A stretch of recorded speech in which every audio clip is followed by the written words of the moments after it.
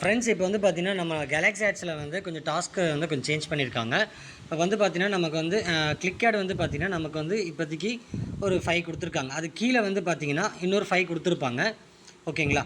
இதை வந்து டாஸ்க் வந்து எப்படி முடிக்கணுன்றது இதில் பார்ப்போம். ஓகேங்களா? இப்போ வந்து ஃபஸ்ட்டு வந்து பார்த்தீங்கன்னா இங்கே இருக்குது பார்த்தீங்கன்னா இது வந்து ஸ்டாண்டர்ட் ஆட்ஸ்ன்னு கொடுத்துருக்காங்க.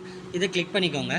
கிளிக் பண்ணதுமே பார்த்தீங்கன்னா உங்களுக்கு ஒரு வெப்சைட்டுக்கு கூட்டின்னு போகும். சரிங்களா?